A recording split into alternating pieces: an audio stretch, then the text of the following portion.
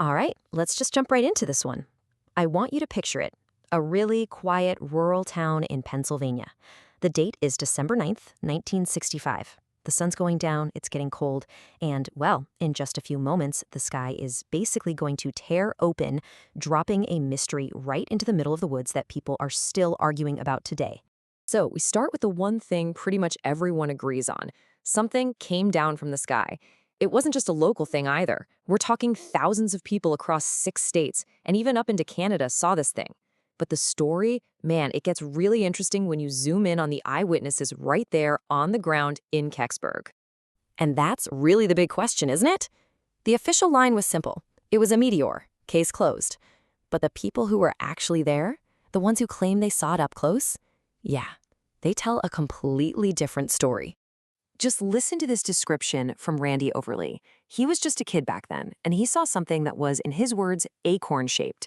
And get this, it was moving slowly, no faster than a small aircraft. Now, that just doesn't sound like a meteor, does it? Meteors don't slow down. He was describing something that seemed like it was built, maybe even under some kind of control. And then, somehow, it gets even weirder. Bill Butterbush was one of the first guys who said he got right up to the object in the woods. He described this band around the bottom of it, covered in markings that looked like Egyptian hieroglyphics. I mean, come on, that's not a space rock, that's something someone made. And almost as fast as it showed up, it was gone. A local reporter named Ernie Hoffman got to the scene later that night. And what did he see? A military flatbed truck, driving out of the woods, carrying something hidden away under a tarp.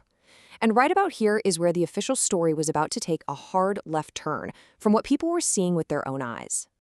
And this right here brings us to the real heart of the whole Kecksburg incident. The massive gap between the story they told you and the story the people there actually experienced. I mean, here's the whole problem in a nutshell. The official version, oh, it was a bright meteor, we searched and found absolutely nothing.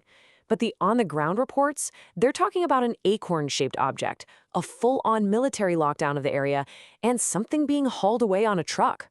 Look, those two realities just can't exist at the same time. Somebody, somewhere, is not telling the truth. So for years, investigators tried to find some normal, conventional explanation that could fit that weird acorn description. And for a little while, it really seemed like they found the perfect candidate. Let me introduce you to Cosmos 96. This was a real Soviet space probe that just so happened to be, wait for it, acorn-shaped. And it really did re-enter Earth's atmosphere on December 9th, 1965. So, case closed, right? Must have been a piece of old Soviet space junk. Yeah, not so fast. Turns out, U.S. Space Command data eventually confirmed that Cosmos 96 came down over Canada, a full 13 hours before the fireball was ever seen over Pennsylvania. The timing, the location, it's just impossible. So the key takeaway here is that the best, most logical explanation was officially debunked. Okay, so with all the normal answers off the table, the Kecksburg mystery ended up colliding with one of the most bizarre and persistent legends to ever come out of World War II. They call it Die Glocke, which just means the bell in German. The story, which didn't even surface until decades after the war, claims it was a top-secret Nazi wonder weapon, and its shape, a huge metallic bell. Or, you could say, an acorn. And the stuff this thing could supposedly do is straight out of a comic book. We're talking an anti-gravity device, a time machine, all powered by this weird violet liquid called Xerum-525. The legend goes that at the very end of the war, the device and the high-ranking SS general in charge of it both just vanished into thin air. And this is where these two completely separate stories collide. Theorists have proposed that the acorn-shaped thing with the weird writing on it that crashed in Pennsylvania was none other than the legendary Nazi bell, finally completing some crazy journey that started 20 years earlier in a secret lab in Poland. It's an incredible story, but is any of it actually true? So this is where we have to take a big step back and really try to pull apart the amazing legend from, well, the cold, hard facts, or maybe more accurately, the complete lack of them. See, after the TV show Unsolved Mysteries blasted the Kecksburg story into living rooms across America in 1990, a whole different narrative started to pop up.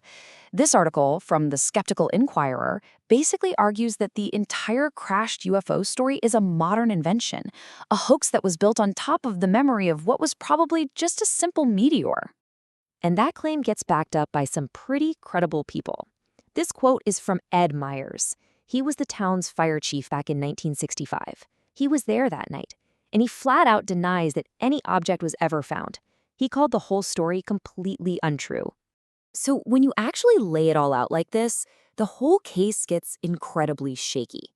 The Kecksburg crash story really just depends on eyewitnesses who only came forward decades later, and their stories contradict the original reports.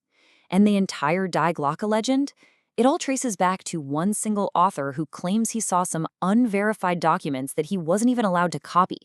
There is zero physical proof for either of these claims. None. And then there's just, common sense. An aerospace scientist named David Myra makes what is probably the most powerful point against Glocke.